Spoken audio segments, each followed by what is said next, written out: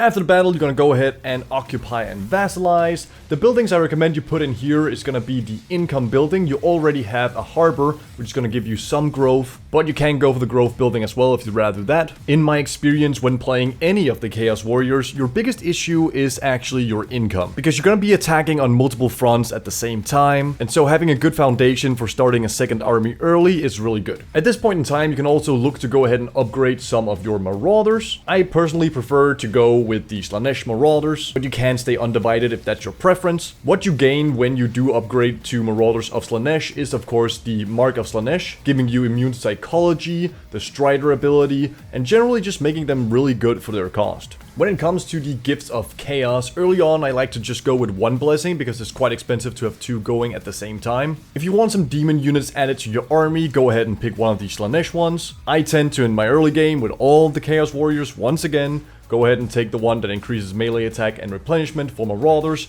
because they're gonna make up the bulk of your army this early on. At this point, you should have also gotten access to the Regiment of Renown, known as the Mirror Guard, but don't recruit them yet. Since they are a Regiment of Renown, you can recruit them instantly, and rather than pay upkeep for 1 or 2 turns when you're just moving, wait until the last possible moment before you leave your own territory to recruit them. That way you pay as little upkeep as possible. Moving into turn 2, we're not gonna do a whole lot. We're just gonna move down towards the next enemy settlement and take a look at our Warband recruitment to see what we can add to our army. Remember, the Warband recruitment has a chance to replenish every single turn, but there is a cap to how many you can have stored at any given time. So if there's something you want to add multiple units of to your army anyway, just go ahead and recruit some of them now. Turn 3 is just going to be spent doing some more walking, and here I was lucky enough that a Hell Cannon appeared in my Warband recruitment. However, going back to what I said before about the Mirror Guard, Warband recruitment are instant as well, so go ahead and wait until next turn to recruit anything from there, so you don't pay any more upkeep than necessary. Turn 4 is when we finally see some more action, so I'm gonna go ahead and add the Hell Cannon as well as the Mirror Guard to my army and attack the settlement. This one was totally something I could just auto-resolve, but I decided to play the battle instead to keep my army as healthy as possible, as we will be taking on a Dark Fortress in the next few turns. The tactic for this minor settlement battle was kind of the same as the land battle one.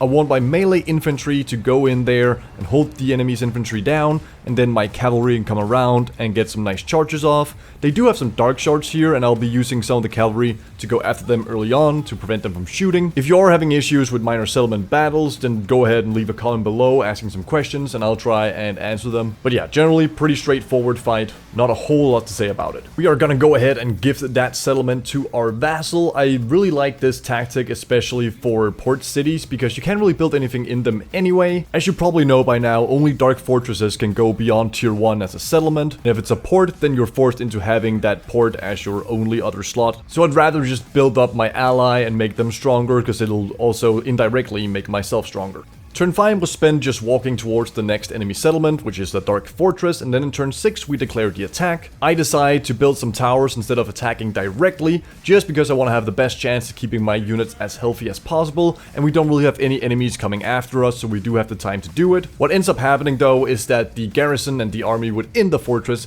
comes out to attack us, but that works perfectly fine for me as well. My cavalry is more than happy to meet them up in the open fields. Our sorcerer now also has access to the penumbral pendulum, so that is going to tear a lot of holes in the enemy formation. The following turn, we just go ahead and auto-resolve what's ever left of the Dark Elf army and take over the Dark Fortress. We now have a really good start with a decent amount of income, and now the question is where we go next. I figured we'd go fight the Greenskin faction who's right next to us and get some experience and money that way. We also ran into Crone Hellebron, and here I decided that I wouldn't want to fight her right now, so I gave her some money to accept a non-aggression pact. This was a mistake! After fighting some Greenskins, now come the very epic journey of walking back for 3 turns. You could decide to go to war with Hellebron and take on the Druki, but let me tell you, it's a fight not worth taking. There's so many legendary lords in that small area that you're gonna be constantly chasing things up and down. They'll resettle before you can go ahead and destroy them. So I'd really heavily recommend that you instead move towards the opposite side of where you are right now and start vassalizing some of the tribes down there. After finally being done walking, one of the Norscan tribes over in the Norscan homeland decided to declare war on us, but that absolutely fit me perfect. my plan was to go ahead and kill this Slaanesh faction that's right beside me, and then afterwards sail over, attack their Dark Fortress, because if you weren't aware, if you take out someone's Dark Fortress and they aren't already vassalized by someone, you will automatically vassalize that tribe that belongs to the Dark Fortress. Now the next few battles I decided to simply auto-resolve because I had a pretty strong army, but if your army is slightly weaker, or you've taken some more casualties, or decided to go a different route than I'm showing in this guide here, absolutely nothing wrong with playing out the battles. You probably should to avoid casualties, but you've already heard that advice a billion times, so you know what to do and when to do it. And then the Crone declared war on me. Well. How the turntables... Right, she didn't declare war on me, she declared war on one of my vassals, and because of that, I'm automatically pulled into said battle. This was upsetting, but it actually didn't end up doing as much as I thought it would. I think my vassals are quite strong and Hellbron is still building up, so for now I'm gonna continue with Sigvald's conquest over on the other side of the map. And then once I'm done there, I can recruit a new army closer to Hellbron, and if she decides to become aggressive, well, I have an army to answer back with. After taking over the second Slaanesh faction settlement, I decided the time to sail over and fight for the Dark Fortress to vassalize that Norscan tribe was the best decision. And so Sigvald got in his swimming suit and started, well, swimming.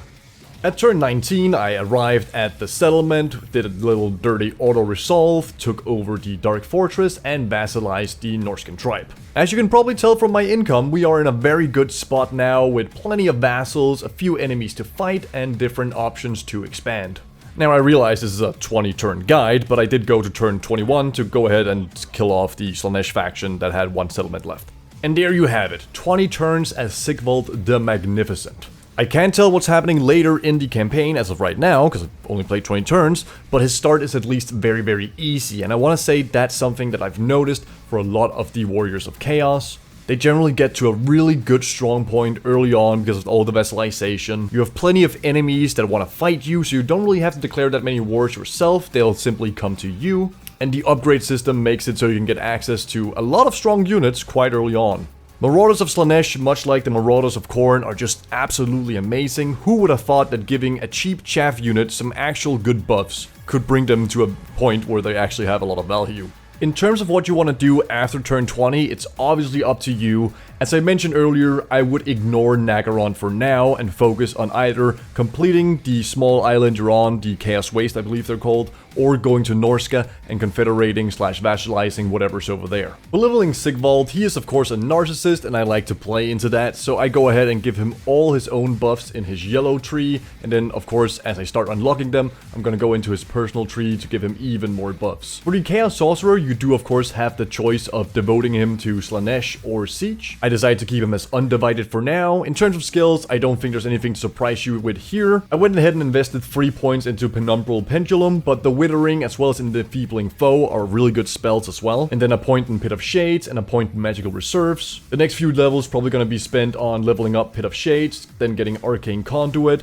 then moving back and grabbing the Enfeebling Foe and the Withering. Here's what I did for technology. Do remember that Sigvald actually starts with access to the Branding Iron of Slaanesh, so you can upgrade Marauders to the Slaanesh version from turn 1. However, if you want access to the Khorne one, or the Nurgle one, or the Siege one, you do need to research that. So the way I went about things was that I just grabbed the more XP for Marauders to begin with, and then I basically grabbed every upgrade for the Warband, so when I got to that point, I would have them available. And now I'm slowly working my way through these different Slaanesh blessings, since I've decided to play as a mostly Slaanesh army. If you want to play Undivided or Nurgle, Khorne, Siege, you would of course try and move in that direction. My name has been Rejnols, thank you so much for watching, and until I see you again, I hope you have a wonderful time.